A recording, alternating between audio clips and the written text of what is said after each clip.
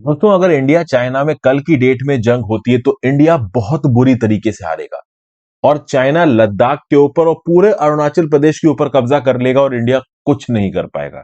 ऐसा यहां पे बोल रहे हैं प्रवीण साहनी।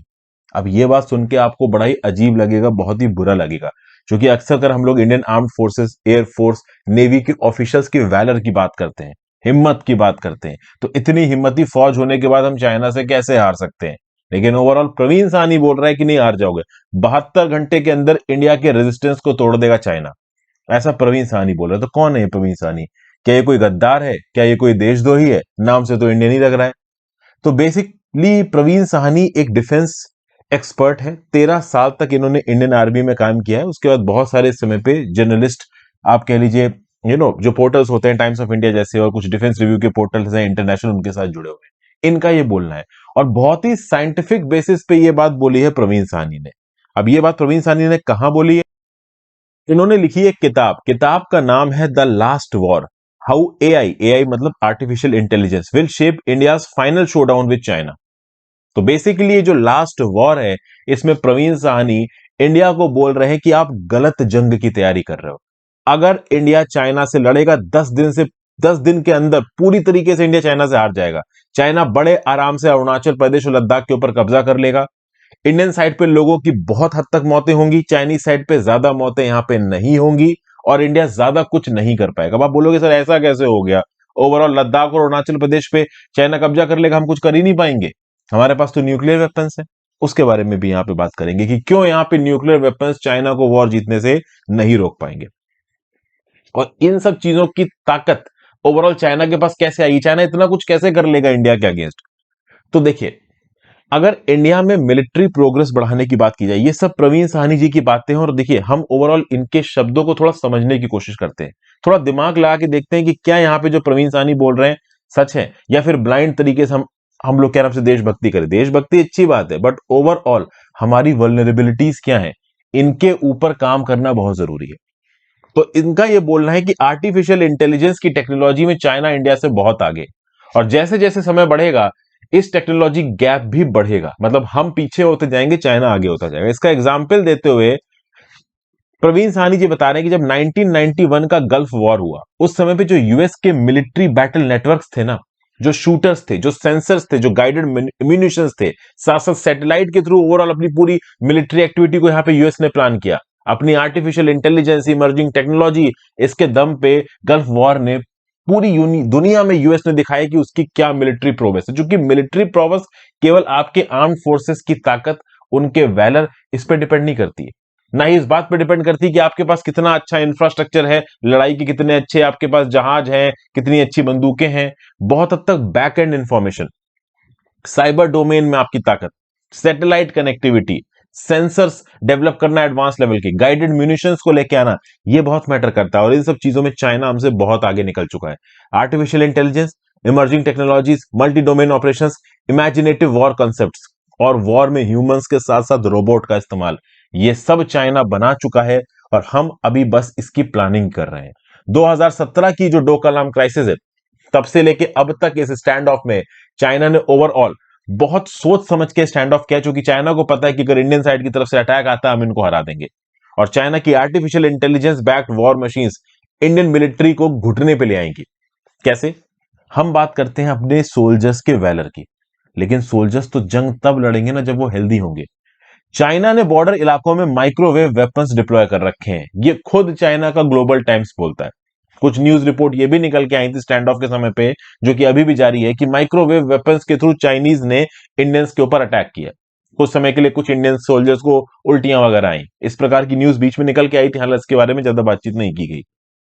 ये जो सोनिक बूम है, ये जो इलेक्ट्रोमैग्नेटिक स्पेक्ट्रम में काम करने वाली बात है। देखिए, इंडिया जब अपनी मिलिट्री पावर बढ़ाने की बात करता है ना, तो 3 जगहों पे बात करता है, लैंड पावर, एयर पावर, सी पावर। मतलब हमें अपनी नेवी को इंप्रूव करना है, आर्मी को इंप्रूव करना है, एयरफोर्स को इंप्रूव करना है। लेकिन जब पीपल लिबरेशन आर्मी चाइना अपनी सुपीरियोरिटी बढ़ाने की बात करती है, तो आर्मी, नेवी और एयरफोर्स के साथ साथ डीप सी वॉरफेयर, सबमरीन की ताकत इंडिया उसमें भी डेवलप कर रहा है, पर चाइना से हम कहीं ना कहीं पीछे हैं।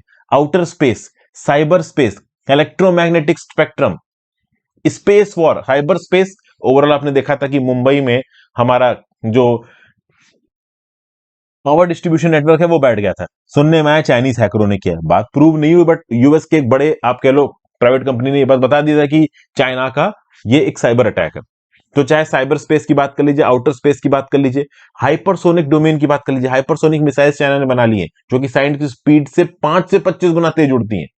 उनको जो ट्रेडिशनल आप कह लो एंटी एयर मिसाइल्स है वो रोक ही नहीं पाएंगी।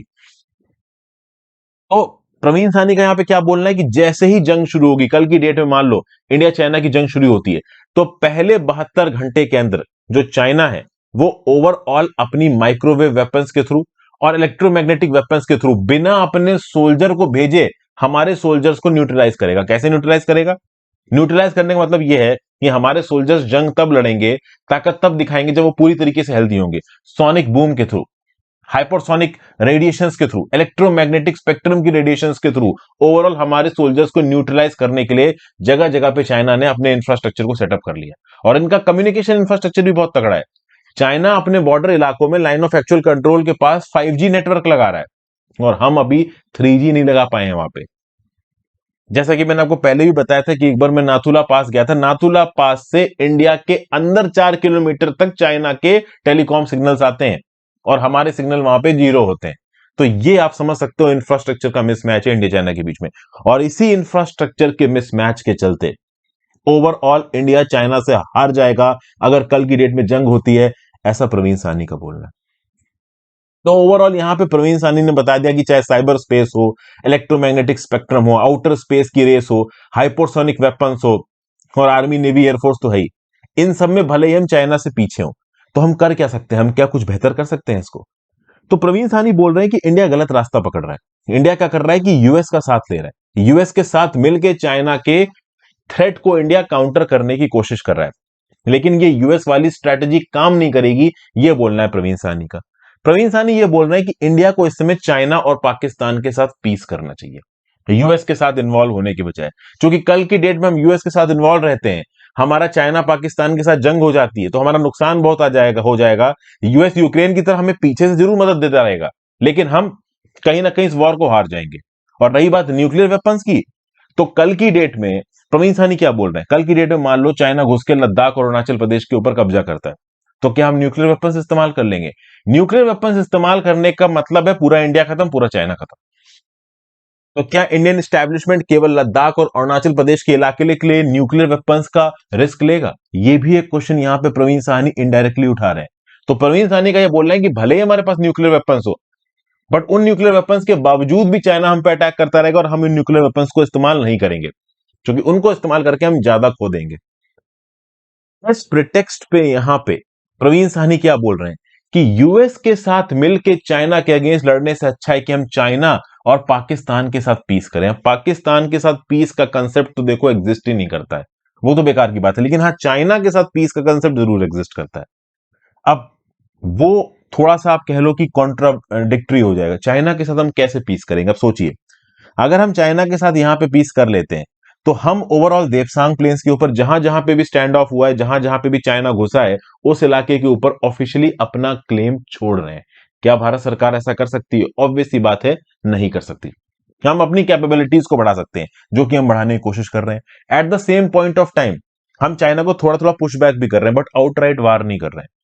शायद ये आउटराइट वॉर ना करने का जो डिसीजन है भारत सरकार का, ये शायद कुछ इसी बेसिस पे होगा। क्योंकि देखिए, चाइना अपनी मिलिट्री कैपेबिलिटीज को जिस प्रकार से डेवलप कर रहा है, उसके बारे में हमारे जो टॉप डिप्लोमेटिक एग्जीक्यूटिव्स हैं, पॉलिटिकल एग्जीक्यूटिव्स हैं, जो भी हमारे एनएसए हैं, आर्म्ड फोर्सेस के जो चीफ हैं, उनको पता है कि क्या मिसमैच है। इस मिसमैच को इंडिया धीरे धीरे अपनी कैपेबिलिटीज के हिसाब से सुधारने की कोशिश कर रहा है। अब कितना समय लगेगा इसके बारे में देखिए कहना मुश्किल है। इंडिया को बहुत अच्छी तरीके से पता है कि आउटराइट वॉर चाइना के साथ भारी पड़ सकता है, इसलिए भारत ने कभी अटैक नहीं किया चाइना के अग्रेशन के बावजूद। और चाइना को भी पता है कि हो सकता है कि इनिशियल वॉर में वो थोड़ा जीत जाए, बट लॉन्ग टर्म में उनको बहुत नुकसान हो जाएगा। क्योंकि समझिए, जब वॉर होगा ना तो वॉर हर जगह से होगा। फिर हो सकता है कि चाइना का कोई एसेट हमारे किसी कोस्टल टाउन में पेनिनसुलर इंडिया में अटैक कर दें, हम साउथ चाइना सी का इस्तेमाल करते हुए चाइना के किसी मेनलैंड के शहर में अटैक कर दें। वॉर ऐसा नहीं है कि लाइन ऑफ एक्चुअल कंट्रोल पे हुआ तो लाइन ऑफ एक्चुअल कंट्रोल तक ही लिमिटेड रहेगा, हर जगह रहेगा। चाइना के जो साइबर अटैकर्स हैं वो इंडिया के जो इंपॉर्टेंट इंफ्रास्ट्रक्चर एसेट्स हैं उनके ऊपर अटैक करने लगेंगे। तो ये जो आउटराइट वॉर आएगा ना, इसमें आर्टिफिशियल इंटेलिजेंस पे अपनी प्रोग्रेस को इस्तेमाल करके चाइना इंडिया को 72 घंटे के अंदर रेजिस्टेंस तोड़ देगा और 10 दिन के अंदर हरा देगा। ये प्रवीण सानी का कहना है, और कौन से बेसिस पे कहना है ये भी मैंने आपको बता दिया। अब एज एन इंडियन ये न्यूज मुझे अच्छी नहीं लगी, लेकिन मैंने फिर भी आपके साथ डिस्कस की। मैं आपका व्यू पॉइंट जानना चाहता हूं कि आपको क्या लगता है कि जो प्रवीण सानी यहां पे कह रहे हैं क्या सही है, और अगर सही है तो हम किस प्रकार से इसको टैकल कर सकते हैं, और अगर ये गलत कह रहे हैं तो उसके फेवर में भी आप अपने पॉइंट्स नीचे कमेंट बॉक्स में लिखो। Thank you for watching friends. Video को लाइक और शेयर कर दीजिएगा, इंस्टाग्राम पे फॉलो कर लीजिएगा, टेलीग्राम ग्रुप ज्वाइन कर लीजिएगा, ज्यादा से ज्यादा लोग साथ लेक्चर को शेयर करें। Have a great day.